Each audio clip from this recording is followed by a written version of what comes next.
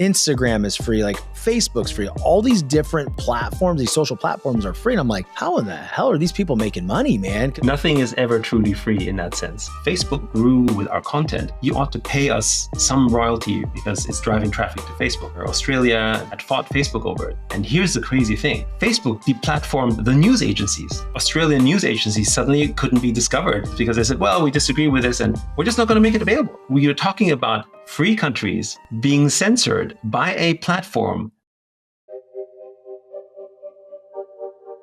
Shawn French, what up?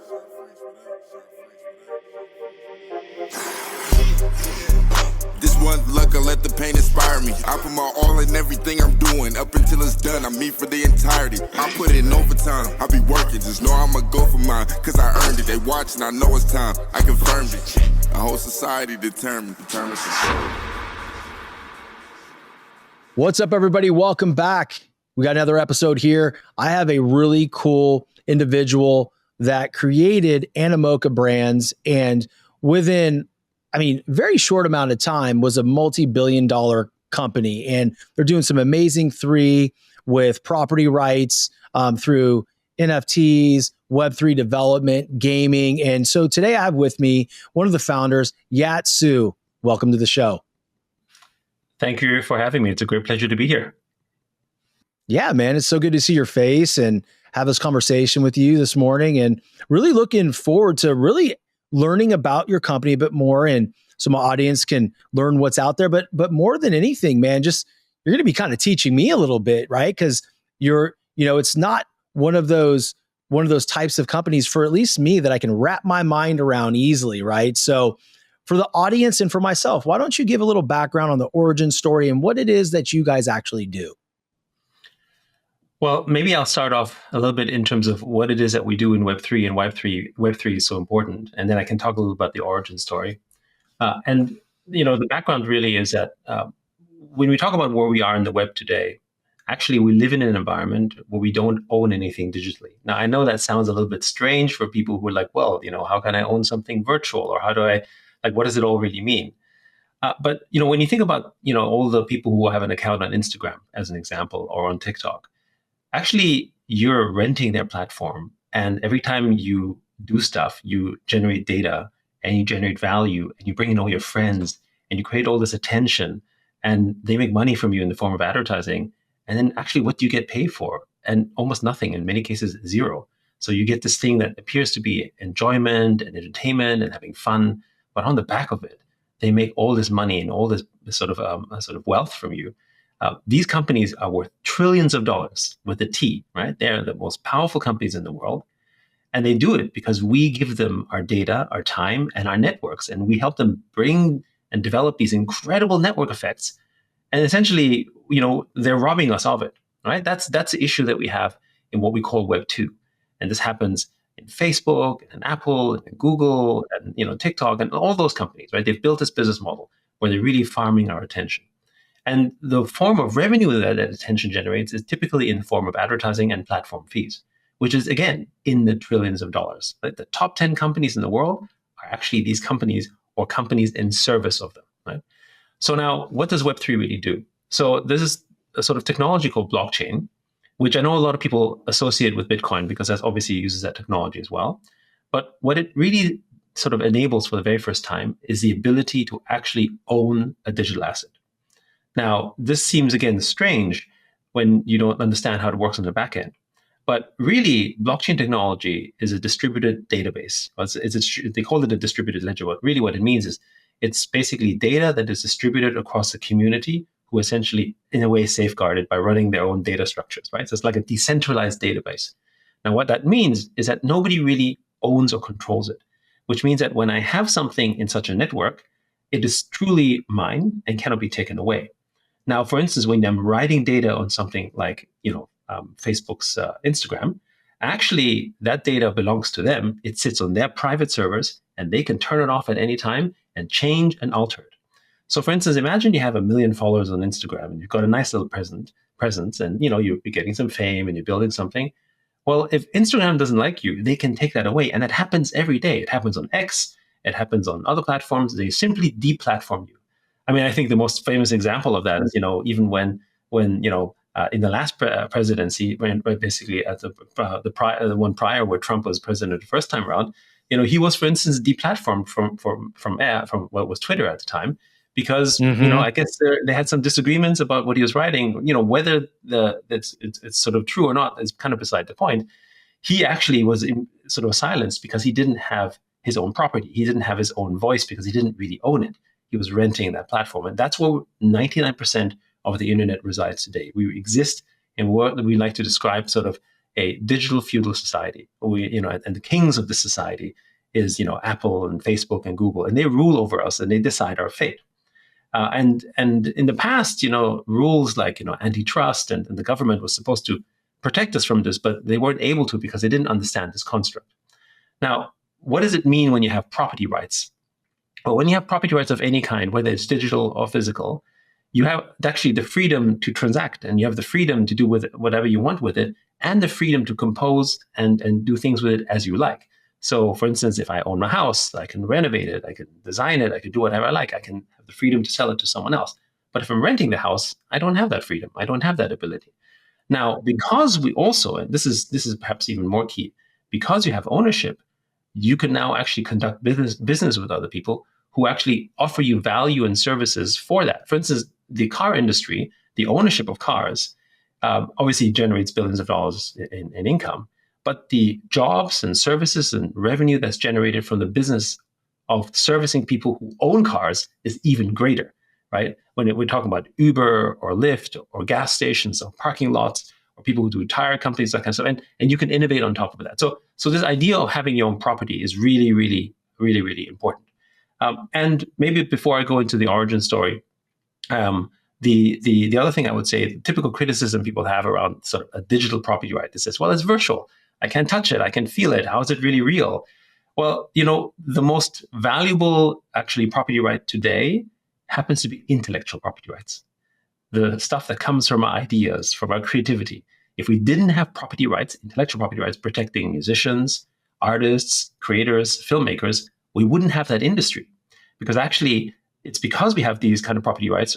You can have Michael Jackson and you can have Taylor Swift and you can have the Beatles because there's a catalog that is protected so that you're basically able to sort of pour effort and make development. And then from that, end up having some sort of benefits of the fruits of that particular labor, which of course maybe in the future might go into public domain. But for that period of time, you were incentivized. You had a capitalist incentive to make that happen. And if it wasn't for that, we wouldn't have authors, we wouldn't have that creative industry.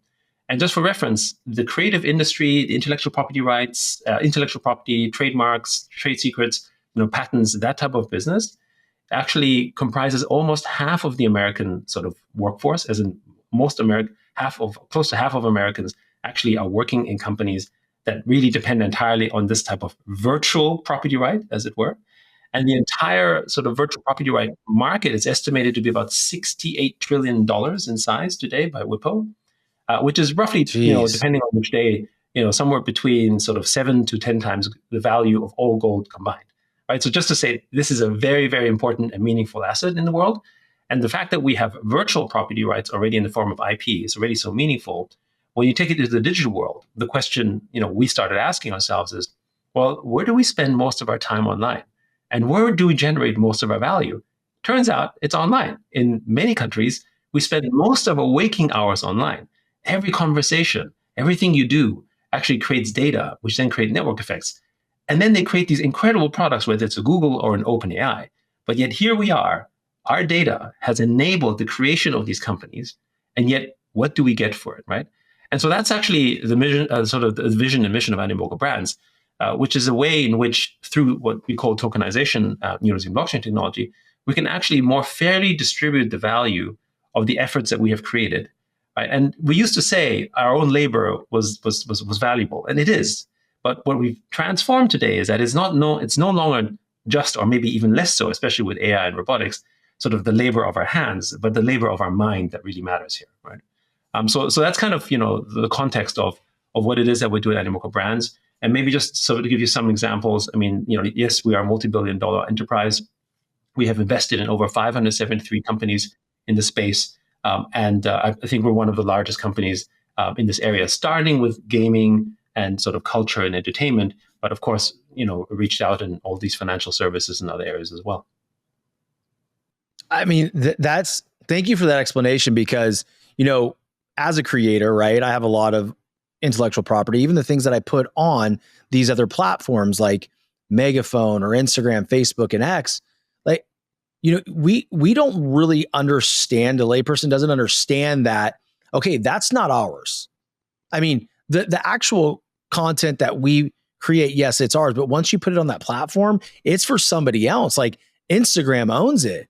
And until you explained it like that, it didn't really hit for me until then, because of course, Donald Trump was deplatformed. Andrew Tate was deplatformed, right? A couple years ago. Now they've been brought back, but there's multiple things that Instagram can do, even to a point where anybody can impersonate you, right? Anybody can, rip your pictures of your family, make a new grid and create a new page and go try to sell all your community, your followers, Bitcoin and rip them off, and then report you as the owner of the real account as a fake, and they can shut you down quickly. So it's kind of amazing to me to hear it from you of what is really going on, because I don't think a lot of people truly think about it, man. I don't think they do. Yeah, no, sorry to interrupt, but I think the reason why people don't understand it is because they don't understand sort of how companies make money off the back. So the value isn't the data in and of itself, right? It's a form of value. What actually makes it value is what they derive from your data. So it's a derivative of it. It's a little bit like, you have an intellectual property and someone took your intellectual property and created some value.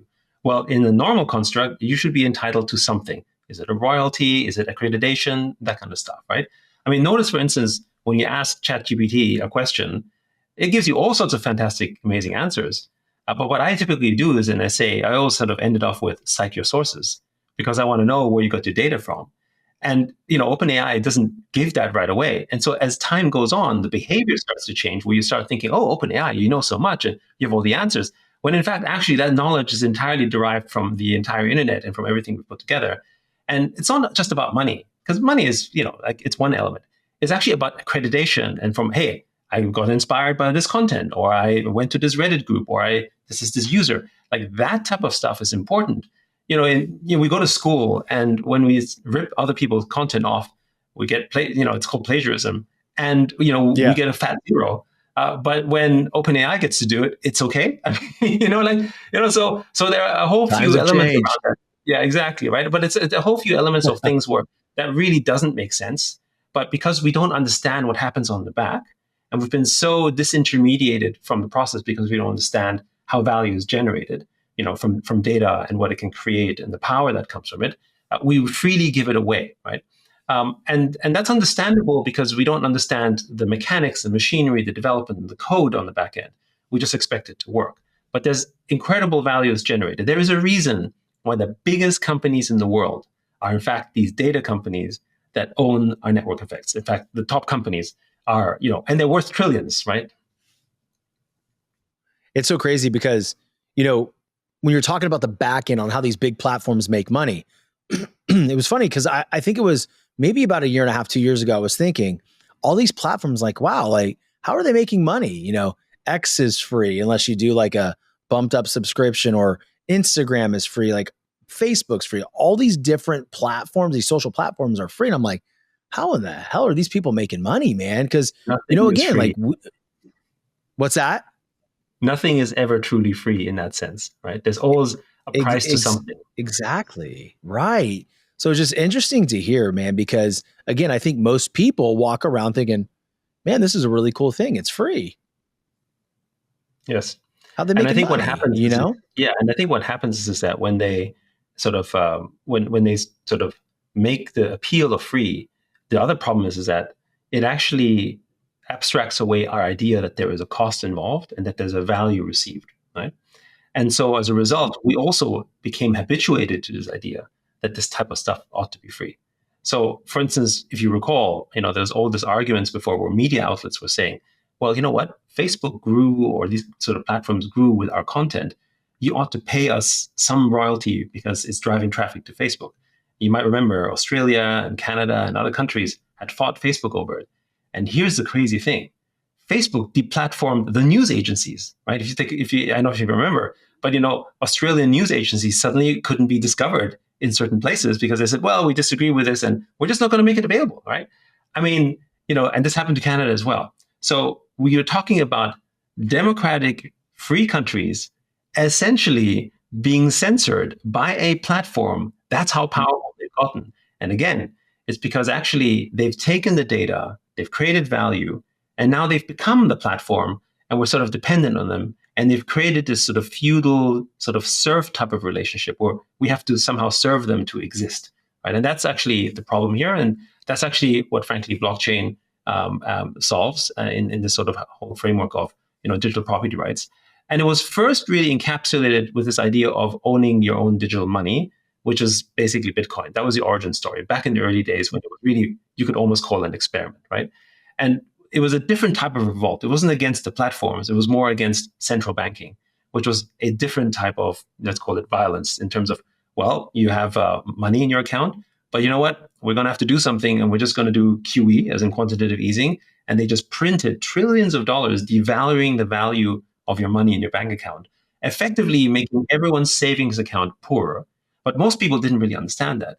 And it was a realization for a whole host of people who ended up flocking to Bitcoin that, hold on a second, that money isn't really my money. Yes, I kind of own it, but I don't have actual real control over it because someone else can just devalue it and take away value. Essentially, another way to think of it, they just basically taxed you a whole large amount without actually ever asking you for permission or seeing whether it's okay. And so that's for the birth of something like Bitcoin, to say, actually, this is a kind of digital property right in the form of value that is sovereignly mine with a particular set of rules that are cannot change, right? In this case, maximum of 21 million supply. That's that principle. Again, whether you agree or disagree with the construct, the point is that it's sovereignly yours and no government and no intermediary can take it away. And you have the freedom to do whatever you want with it, which is the basis of general freedom overall. It's wild, man. It's wild, because like all of these things, like I said, I can always go back to no one really understands it, right? Because when Bitcoin came out, I mean, I can remember my thought process on Bitcoin. I'm like, well, how am I going to, I can't spend that. Like, what is it like real, is this real money? Like, what is this thing, right? Because it was so new and disruptive, right? Like your industry is very disruptive because it puts the power back in the people's hands.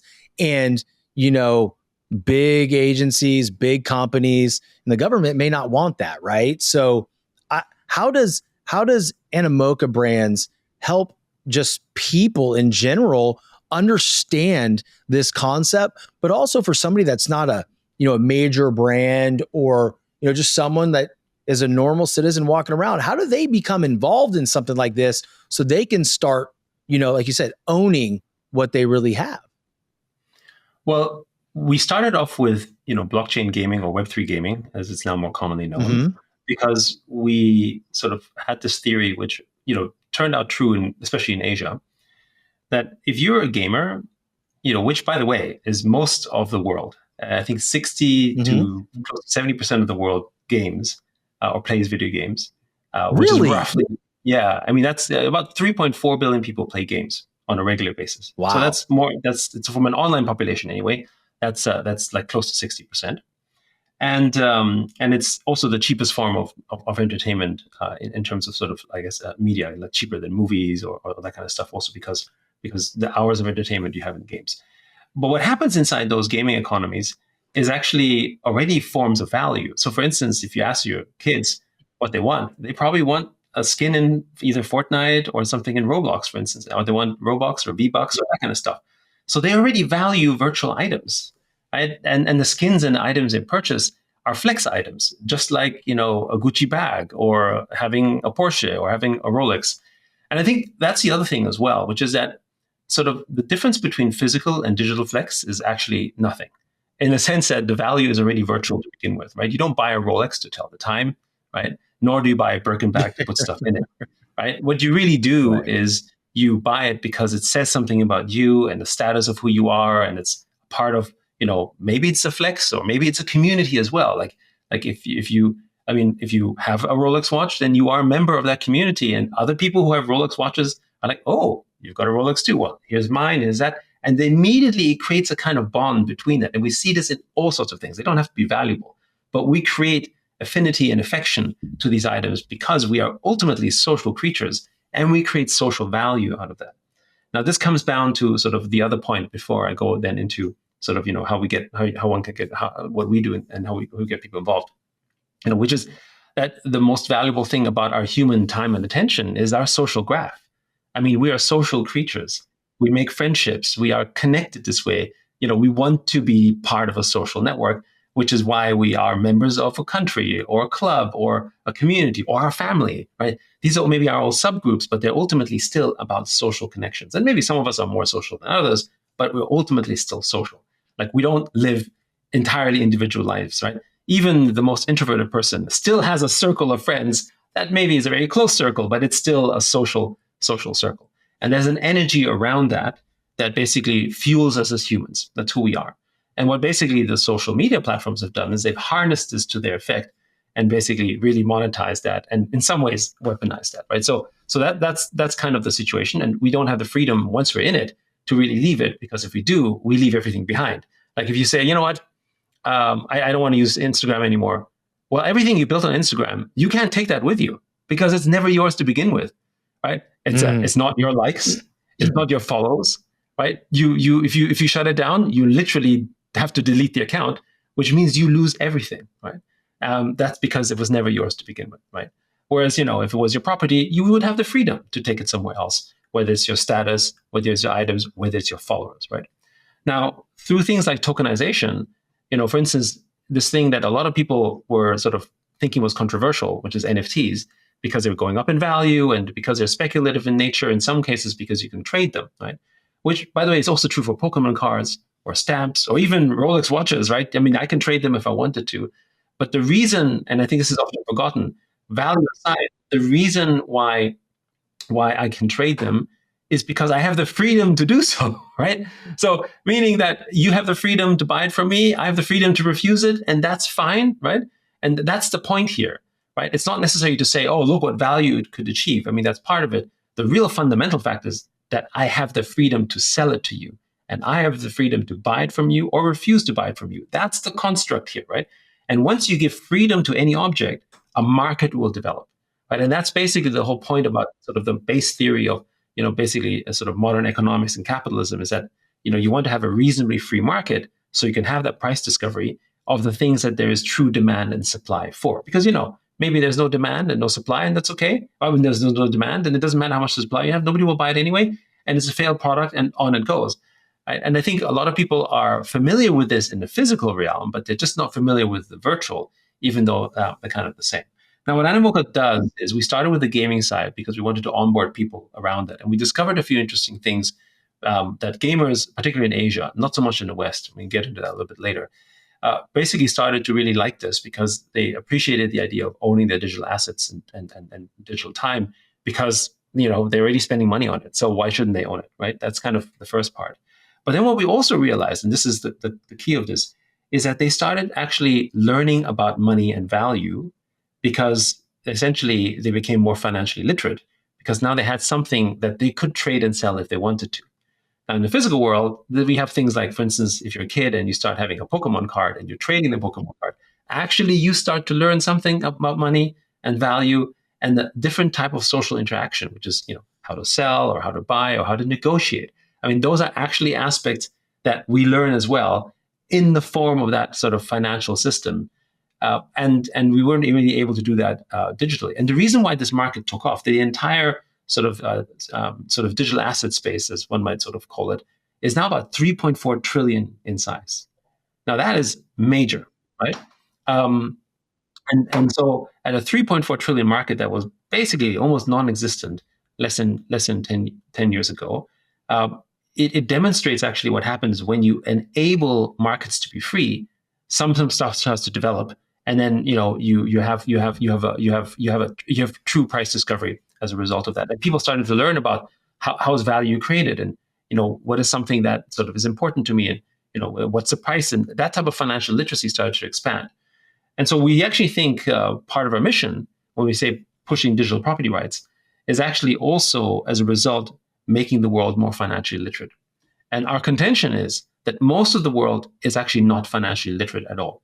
You might have a bank account, and you might actually, you might have some mutual funds, but generally speaking, most people labor for their work, as in they do the classic work, and then they receive a salary, and then they might put it in the savings account, which is not the same as investing, right? And then that's it, right? And in some definition, they say, well, you've got a bank account, you're financially included, and therefore you're somewhat financially literate. But actually, a financially literate person to us is someone who actually has an understanding of risk, does a little bit of investing, has a stock portfolio, that type of stuff. If you forget sort of tokens for a moment, just looking at the stock market, I think the global average of people who have a stock portfolio, who have the means to, is still only about 8%. Right? It's a little higher in the US, but it's a very small number, which basically to me is an indication of the gap of the people who are financially literate and the ones who are not. And so the world is getting also more the wealth disparity is getting worse as well. But the difference between the ones who have wealth and the ones who don't are the ones who have wealth actually are true capitalists, as in they understand investing and they do that. Whereas most of the world actually is still sitting in the labor world. And if you look at what happened in the last 20, 30 years, capital has appreciated significantly more in multiples than the value of labor. And that's only going to get worse with things like AI and robotics and automation. Here in the US, right, I think, and it's a sweeping generalization, but I feel that the kids here in America are far behind in financial literacy based on what you're talking to me about, right? Because, there's some, like different pockets, right?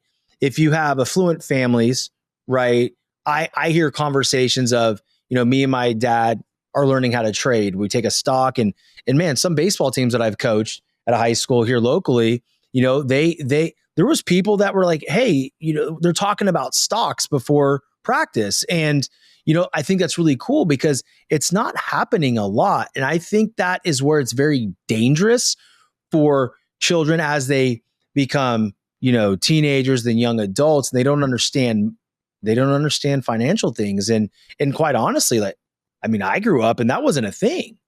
It was you go to college, and then you go get a job and then you save money. But if that money, is not doing anything for you, that's not true investing. Yes. So absolutely. Yeah.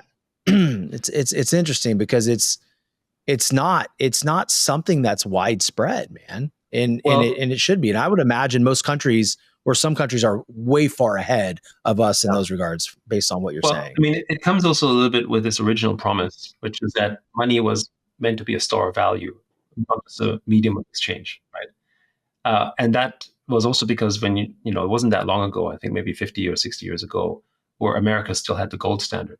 And so with the gold standard, it was essentially a mechanism that ensured that money had a sort of balance in terms of, okay, you had X amount of gold that essentially represented the kind of money that was out there, effectively, essentially measuring that reserve.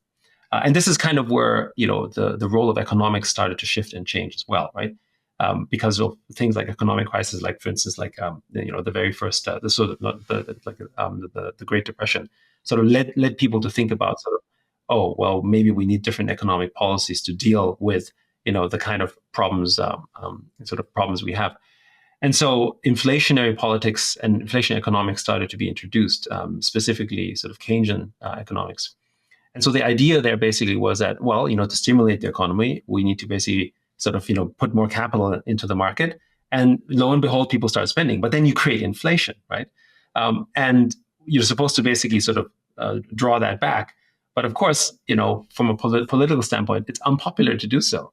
So this idea of, we help the economy by stimulating it, but then we're not actually sort of, once we've stimulated the economy, we're not actually sort of going back and being a little bit more austere to sort of rein it back. And we've had these boom and bust cycles in the economy precisely because of the fact that we just let the economy run rampant with just basically sort of, let's call it more and more money until it just was not sustainable anymore. And then you basically have these boom and bust cycles as a result of that. And I think that's the issue, is that most people don't understand that, and they think, well, I put money in my savings account, right, and I basically just save that, and that's okay. Imagine if you saved a percentage of your salary, which is what typically a lot of people say because of compound interest and so on, and you put that into your account every month for your kids' sort of college savings. Then the problem is that money that you set aside, the interest you get is lower than the inflation that is coming. And as a result, you're losing money in that account every single day. And so suddenly you felt, oh, okay, well, now my kid's ready to go to college. But it turns out that the plan that you set forward, say 20 years ago, no longer is enough, because actually the amount of money that you saved couldn't sort of keep pace with the rate of inflation. Right? So it would have been better to invest it and essentially create a return from that, so that you basically then are more sort of hedged against that. Or, that's why a lot of people buy real estate, because it is somewhat of a finite asset in a certain area where, that's something you can't as easily inflate as you can with money, right? And when the government started printing money, and particularly, when the first big sort of financial crisis happened in recent history, with the whole sort of Lehman Brothers collapse, and so the whole banking crisis that happened there. Actually, the money printing aspect, the majority of the world didn't really understand. They're like, oh, great, I got some more money. Someone, government just gave fiscal stimulus, bailed out the banks. Literally, trillions of dollars was basically created out of thin air.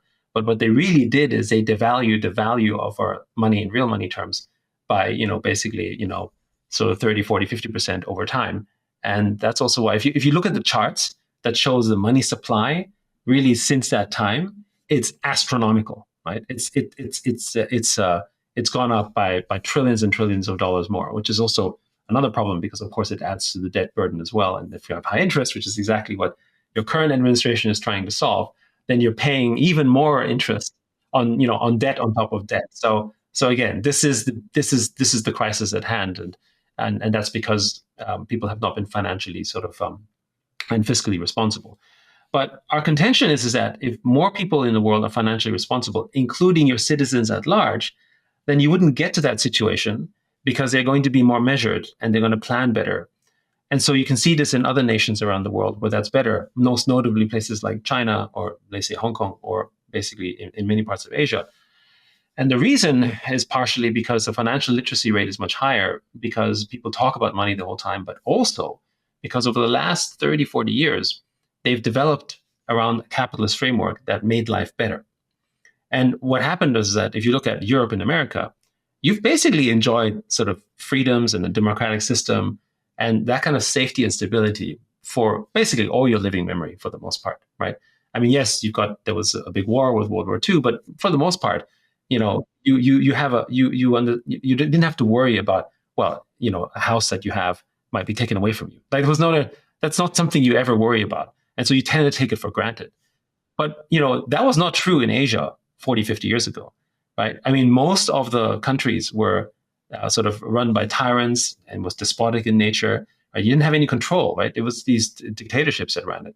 So in living memory, like my parents, from being Chinese, actually didn't have security over their property whatsoever. South Korea's GDP was smaller than North Korea 40 years ago. And today it's the 12th and 13th largest sort of economy in the world. It's hard to imagine that. But the point what I'm sharing here is that for there's a generation of people who appreciate and acknowledge that actually capitalism works. We need to understand money. We need to have a property. And that's also the reason why these are the markets that are adopting, crypto, Bitcoin, digital assets, NFTs much more rapidly, because they appreciate what that means. Whereas it has a sort of significantly lower adoption rate in Europe and somewhat lower in America, but not as much because of their perspectives of money.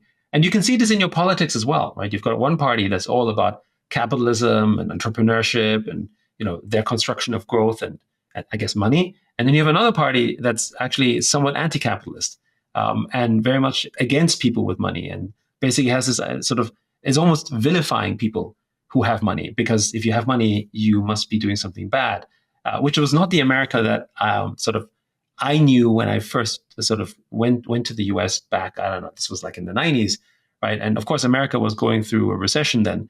But capitalism was very much celebrated across the board, which is no longer true, I would say, in many parts of the States.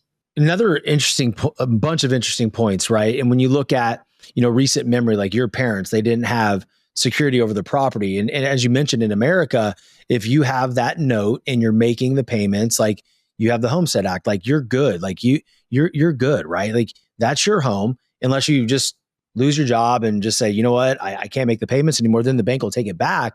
But I think it creates a motivation, right? So like, as you mentioned, in Asia, there is a massive motivation to understand how capitalism works at a very granular level. So that way they can handle their business and be okay and not have things taken from them, right? So there's a completely different, I guess, paradigm, right?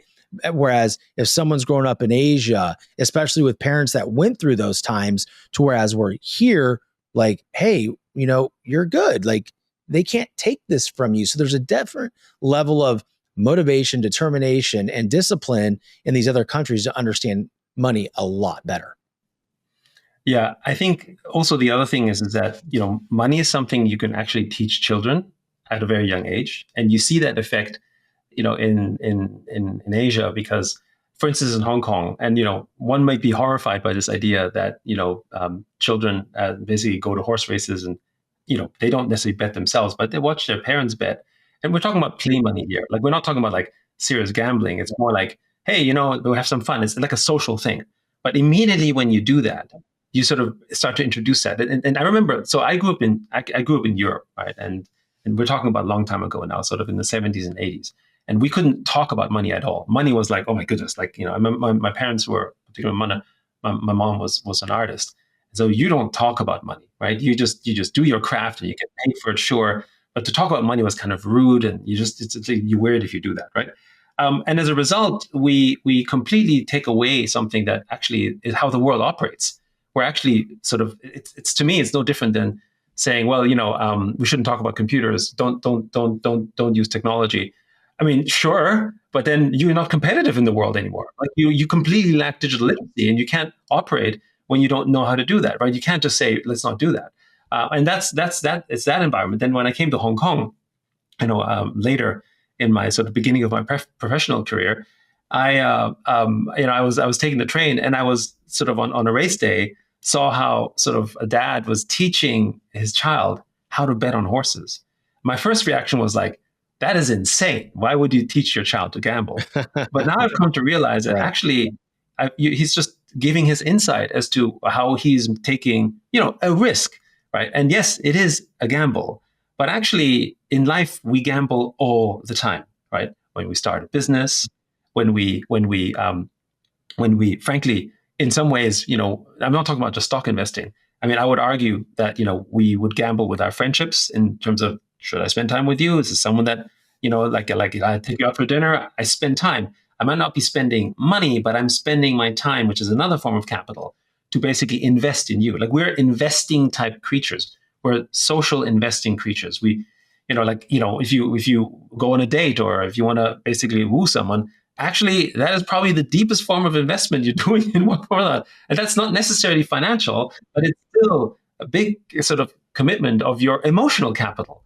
And and that type of stuff is also a form of investing. And we've started to not appreciate that, I think, in many places. And I actually think that's also made us value things less as a result, right? And I think if we appreciate that there's a value to everything, then I think we actually treasure it a lot more. And I think we see this in the digital space, because in many ways, when the platforms say it's free and this game is free and everything is free, actually what we're doing is we're taking away this idea that actually there's value stored in it. We're creating this big lie, and then they extract it from the back because we don't know. And then we suddenly think, well, everything has to be free, because the consequence is that we're basically giving our value to someone else, right? It's sort of it's almost like being a drug addict, but in a different context.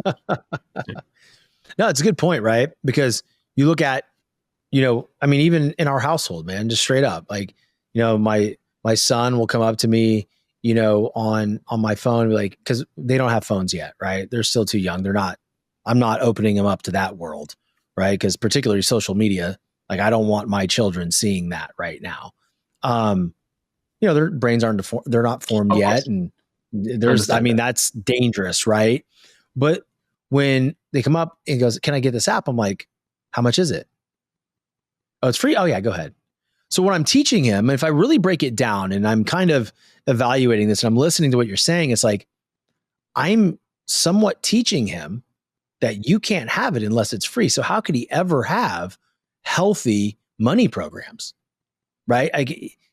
Nothing, like as you said, nothing is actually free. It would be better to say, hey, you know what, son? Okay, we're going to get this app. It's $5 a month, and this is what this means, right? And really be able to break it down so he can explain to me, why is this worth $5 a month, Bobby? Mm-hmm. Like, what? Absolutely. Tell me why you want this. Negotiate with me why I should purchase this for you. And so, it's funny because we don't really look at it like that yet. Yeah. So a perfect example of what happens when you introduce a financial system or essentially capital assets into something virtual, let's say even like a game. So during COVID, one of our portfolio companies basically had this game called Axie Infinity.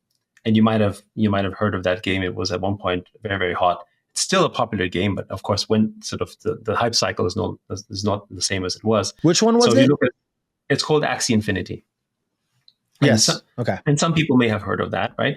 But at one point, the reason why Axie Infinity was so popular is because a lot of people in the Philippines played it as a means to make income during the time when in COVID they were locked down, right? And now, just again, people go and think that's kind of kooky. How can you make money from a free video game?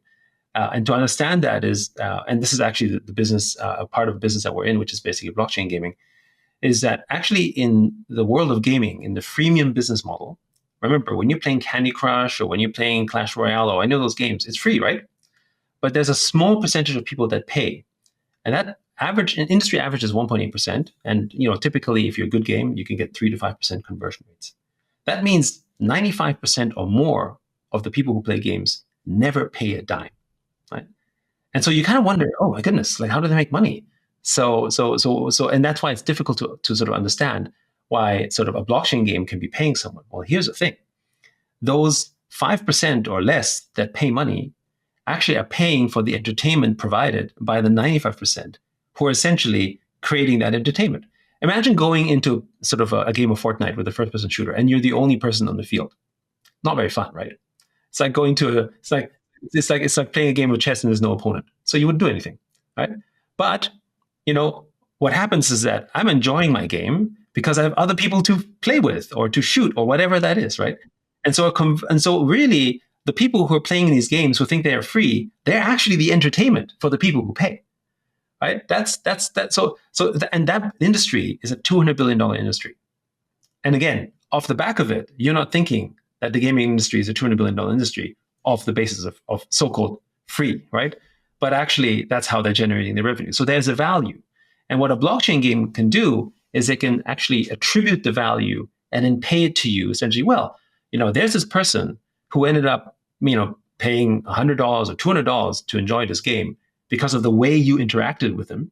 Well, let me give you a share of that, right? That's one way to think of that, right? So it's really just another form of value distribution that exists. And actually, when it becomes a capital asset, has also the ability to depreciate, which means then sort of the value goes up.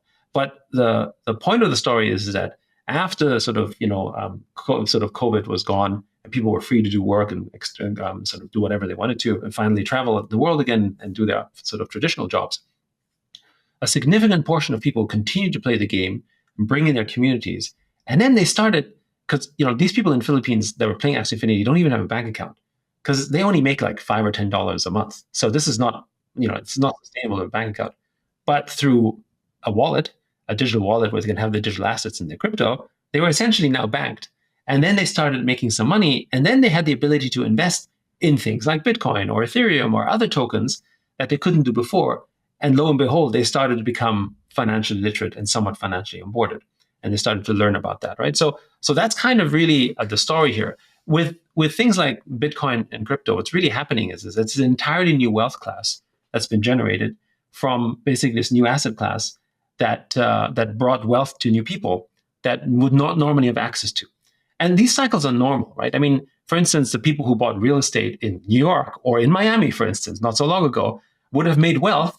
But now for someone else, it's very hard for, a young person probably in Miami to afford a home if he had a normal salary job, right? So what's his opportunity? And that's basically where sort of digital assets and crypto and blockchain comes about, is this new cycle, which is really also for the digitally native, which speaks to the youth, which is also the reason why generally young people are drawn to this, not only because they understand it, but because they need it as well. And I think this is the point here. When you have a need or when you have a desire for something, you're more driven to achieve it. When you're sort of taken care of in a way and very comfortable, actually you tend to sort of feel like, well, I don't need to do this. I don't need to push myself. And that happens a lot. It's kind of like the whole thing about generational wealth, right? I think it's first generation. The classic trope is, first generation sort of make it, second one preserves it, the third one loses it, right? That's kind of the sort of the typical story, because again, once you have grown up with wealth, you actually don't appreciate what it's about, and then you actually end up squandering it. The thing that I enjoyed most about the story about the gaming in the Philippines when COVID hit and they were locked down and they couldn't make money, the theme of the show, man, is about doing things, that you need to do in order to propel forward. No matter how you feel, you stay determined and you really push forward that goal or to get things done. I mean, you have to live and you're locked down during COVID. So to me, there's like two types of people during that era. Ones that shut down and stayed home and drank all day. And there's ones that use that time to reset, to get better. I mean, I created the show at that time, right? I was like, I need to be able to create something here. And what you're talking about with the Philippines, they started gaming so they could make money, right? And they use that time to become financially literate, understand money. Obviously, that's what that means, but then to make it as well. So I just find a certain respect for that. I mean, that's amazing to me. I think it also demonstrates the human capacity to actually grow and learn and survive, when we need to. I mean, at the end of the day, we didn't survive as a species because we're sitting back. I mean, if you go back over our history, I mean, there's wars and revolutions and famine and all that type of stuff. And yet here we still are, right? Because as humans, we're generally driven towards sort of, maybe survival, but also really achievement. And I think you see this as well, that, for people who, once they achieve a certain type of, let's call it stability, shall we say, actually somehow that doesn't seem enough. And they want to, maybe they want to have legacy or they want to be remembered for something, right? They're basically constantly pushing themselves to do more. And I think that's why we have progress and why humans are generally so unique. But I think the thing here is that, these people in the Philippines did not have a university education, in many cases, not even high school education. And yet here they are still learning about money because they had the ability to have access to a form of money that they wouldn't otherwise had. And if we can teach our children algebra, we certainly can teach them about finances and financing and compound interest and that sort of stuff. And we don't do that at school. And I think the world would be very, very different if we actually had a course around financial literacy and money literally at primary school level.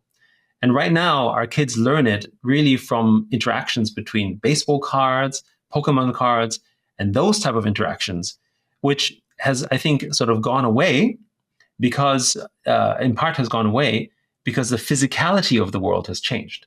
So, 30 years ago, we always carried stuff, and that was our trade and item. And you have a card and you have an item and you engaged. So we would be forced to do so because, we would trade something physical. But we're no longer that physical, and it's not going back. We can't say, "Oh my goodness, let's just go back to, like the old days." Right? We exist digitally, but what can we trade digitally? That's the thing. We can't trade anything digitally because it's not ours to begin with. And now this is the thing: if I have a token or I have an NFT or a digital collectible, I can now trade it with someone. That actually becomes the gateway of understanding money. And I think we're just really, if you think about it at heart, it hasn't really changed our behavior as sort of, transactional sort of creatures, as it were, right? We're transacting in some form. It doesn't have to be purely about a financial outcome, but we're always transacting in an exchange, in a dialogue, in a conversation. And that transaction was not able to have a form of value in the digital world because it was disallowed or prevented. And again, with blockchain and tokenization, that makes it possible. And our business is really trying to sort of push that and get as many people on board in this way, because we think that, one, value is more distributed fairly, and two, actually that's what we want. Even if you don't understand money, you do understand ownership. And between the choice of renting or owning your property, almost everyone will prefer to own, right? And so there's already that. I think as people, we want to own our things and we want to own our identity. They form a part of who we are, and that's important, whether this is physical or virtual. Yeah, thank you so much, man. This whole conversation has been enlightening. It's taught me some things, and I hope the audience is really latching on to some of these concepts that we're talking about. In the last, 3 to 5 minutes or so, can you explain just kind of starting something this big and being successful at it doesn't come easy. I'm sure there were days that, you were down in the dirt, frustrated. Is this going to work? How did you stay determined through those moments and come out of them and really become as successful as you've been in this industry? Generally, first, my perspective on success is that I don't really sort of like that word too much, because it's all relative, I suppose. Mm-hmm. That's not to say that I'm not proud of the sort of, the lives we changed or the achievements we've had, especially proud of our team and, the community, right? So there's certainly a sense of pride. But I think success sort of denotes a sense of you've reached your goal, right? And I don't think there is such a thing. I think we will continue to strive and try to achieve more, and of course learn through failure and all that type of stuff. So the mantra that we generally operate under is sort of to live a life with impact and purpose. And I think if you find something that is purposeful to you, that has impact to, some people are happy to have an impact to a smaller community, and that's what they want. And some people want to have an impact to a large group of people, which is, I think, sort of where we're leaning to. And they all offer value. But if you can be blessed to live a life where that you're living one with impact and purpose, then it doesn't really matter what the struggles are, because your North Star is generally there. It doesn't mean that business will work, because it may meander or change, right? So when we started off, sort of the origin story, I won't go back into my first startups, but the origin story of Animoca Brands is as a video game company. And we were very successful, actually. We were one of the largest mobile gaming companies in 2011 up until 2012. And then something happened. We had, I think, at one point up to 12 of the top 20 apps on the App Store. And if you remember back in 2011, the way that you scroll through the App Store, you had to sort of go in blocks of 20, because, the phone had sort of limitation. And you had the ranking system, which Apple basically really removed. But at the time, that was how you discovered apps. And by having sort of all these top apps, we were getting lots of downloads and making lots of money. And this was great. We're like, oh, wow, this is working really well. And then one fateful day in 2012, Apple deleted all of our apps on the grounds of us violating rules in which they never really told us what it is. So we suspected, but we don't know what it is. There was no appeals, nothing. Because again, we were renting their grounds, and some person at the time in Cupertino was like, we don't like these guys. I don't know who they are. I'm going to hit the delete button. And so this is the thing, right? Which is, with these platforms, or in general, not just the platforms, when you have that kind of power, inadvertently, it does corrupt you, because you get drunk on that power and you think you're doing the right thing. I don't think the person or the team of people who decided to deplatform us were necessarily thinking that they were scheming and evil people. They had justified in their mind that they were doing the right thing, but they never talked to us. They never contacted us. In the meantime, millions of customers suddenly were out of the apps that they loved. And at that point, we had 160 people who basically were fearing for their life in terms of survival and money and income, who were feeding families, who were like, okay, what about them? Did anyone come talk to us? Did someone knock on the door and say, you know what, we don't like this. Can you explain it? If you don't make those changes, or whatever. Because again, it's on their rules, because they're basically acting like kings. And we can see this with Apple today. Unfortunately, it hasn't really changed. Remember, even when the judge ruled that Apple had to open up for Epic, they just flat out refused, right? Until they basically had to be brought in for contempt of court. That's how that's how brazen the situation is. Right. Anyway, it's a long form way to say that we realized that we couldn't really depend on these platforms, and we had to find another way to do so. And we didn't really, it was a pretty sort of difficult existence during the struggle. But at the end of the day, we still wanted to be in the space and, provide meaningful experiences for users. And then as time went on, that's when we sort of discovered NFTs with CryptoKitties. Our studio was actually involved in building this. And that's where we really encountered blockchain technology in 2017 as to what it meant. And very quickly, we realized that it wasn't just about sort of, trading digital cats and sort of, basically sort of using it that way, which is what CryptoKitties was. But it was really about the deeper construct, which was that actually now you had sovereign ownership over your digital assets. And sure, this particular one was very whimsical because it was a digital cat, but it set the foundation for something larger. And we realized that, we could really maybe reshape the sort of the next stage of the web into something much better, where we actually truly own our assets, digital assets, which we didn't. And so that was our mission. And so, yeah, there were difficult times. I mean, if you remember what happened, with the whole FTX scandal and Terra Luna, I mean, everyone called people in our industry as like scammers and said, "Oh my goodness, it's a hate for pirates and all that kind of stuff." And look today, right? Major institutions like BlackRock and Fidelity are all buying Bitcoin. Your president right now is probably as pro-crypto as it gets, right? The whole world has shifted, right? But, we went through many, many years of a dark winter. And the people who didn't believe had obviously left the industry and were often encouraged to do so. But, we weren't in the space for a quick buck or even just to make money. We're in the space for creating digital freedom. And so, again, that's the purpose, and the impact should be momentous. And therefore, it doesn't matter when life is tough, as it will invariably be. The sacrifice, as it were, is worth it because the mission and the purpose is greater than your own. And I think we see this in human character as well. If you have a family, for instance, in many cases, the family is your greater purpose. Then you do everything to defend and protect them. And it doesn't matter when there's tough times; you'll still figure it out, right? So I think that's the message to it for me, to any entrepreneur is, find that thing that is sort of your purpose and the impact you want to create. And you may not get there the first goal, but you'll find that way because it's that important for you because it's greater than you. Absolutely love it. You heard it, audience. You know what? A lot of times we have to lean in on our purpose and focus on that and the impact that we want to create, because everything that we do in life is much, much bigger than us.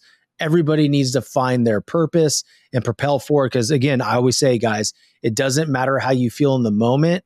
Are you moving towards it? So yeah, thank you so much for coming on today, man. I really appreciate you taking the time. I know you're on the other side of the world here.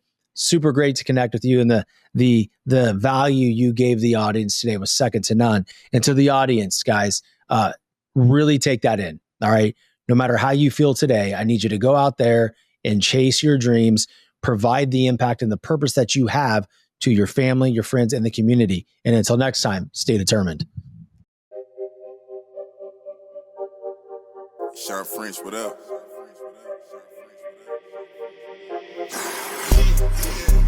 This one luck, I let the pain inspire me. I put my all in everything I'm doing. Up until it's done, I'm me for the entirety. I put in overtime, I be working. Just know I'ma go for mine, cause I earned it. They watching, I know it's time, I confirmed it. A whole society determined to